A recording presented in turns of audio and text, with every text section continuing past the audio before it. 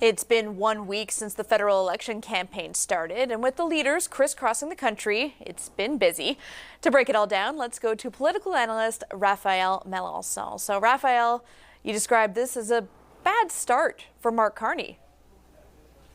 Well, yes, let's face it. I mean, it's been a rough week, and it's normal for someone who's new to politics to make mistakes. And the campaign is we still have 3 weeks to go, so things can change quite quickly. But let's face it, this week was not the best of weeks for Mark Carney. He's faced lots of questions regarding his assets. Will he reveal or not his assets to make sure that he doesn't have any conflicts of interest? So there could be an opportunity there, of course, for the Conservatives to attack his integrity, his sense of ethics.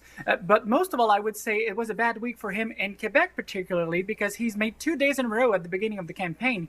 He's made two major mistakes. First one being to refuse a debate in French, a second debate in French at TVA. That showed in the minds of a lot of people, that showed that he was not fluent enough in French to go and to be confident going into a second debate in French, facing other leaders who are more fluent in the language. And the other mistake, of course, was about Polytechnique, the tragedy of Polytechnique, which he referred to the Concordia tragedy, and of course, not knowing the name of his own candidate, his own party's candidate. That showed that maybe Mark Carney is not really familiar with Quebec culture and history overall. Well, despite that, the new Nanos poll shows Carney as the preferred prime minister. What do you make of that?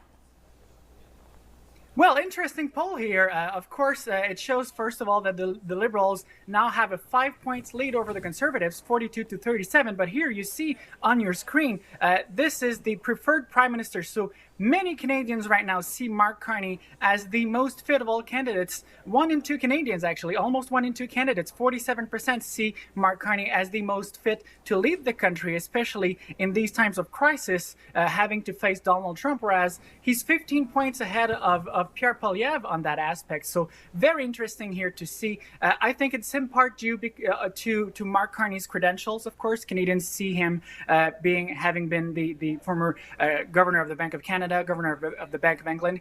They see him, and maybe also his tone. He's calming, he's reassuring to the eyes of many people in the country. So in times of crisis, it is certainly playing in his favor because people tend to vote for the incumbent, the one who is already in power. So that is certainly a factor. Also, maybe people seeing Pierre Poilievre as being too close, both in terms of style and in terms of ideology, to Donald Trump. So that is certainly not a good point for the Conservatives. Well, the Liberal gains in the polls seem to mostly be at the expense of the NDP and the Bloc. So let's start with the NDP. Why do you think their numbers are down? Well, the NDP, I think there's, to the left right now, there's a certain movement where voters are thinking about voting strategically. So it's a situation where it's the anything but Poilievre vote right now to a lot of people on the left. So they see Mark Carney as being the only one capable of beating the Conservatives in this election. So a lot of people are thinking of maybe not voting for the NDP or even the Bloc Québécois, rather voting for the Conservatives for the Liberals to bar the Conservatives from being in power on April 28th. So very interesting here. I would say also that when it comes to economic crisis like the one we're facing right now, potentially facing, it's not in the NDP's DNA right now.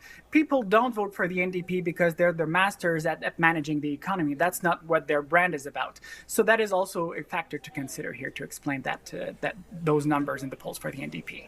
And Raphael, you've also seen a shift in the Bloc's focus.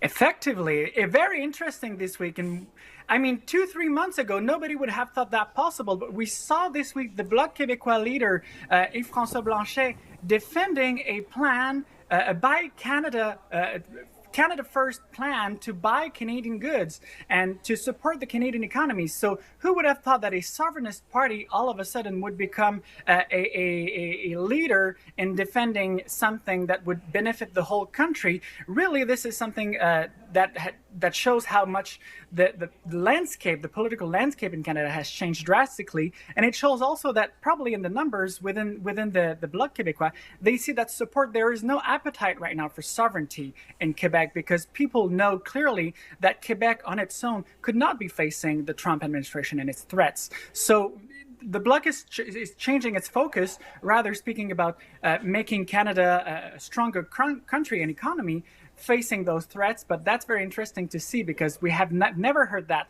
from the Bloc Québécois before. Well, it's certainly an unprecedented time, obviously, Raphael, in politics, and certainly watching it with a lot of interest. Just 3 short weeks left, so we'll be talking to you again soon. Oh, yes. And lots to come up also in the upcoming weeks, so we'll be there to analyze it. See you next time, Kelly.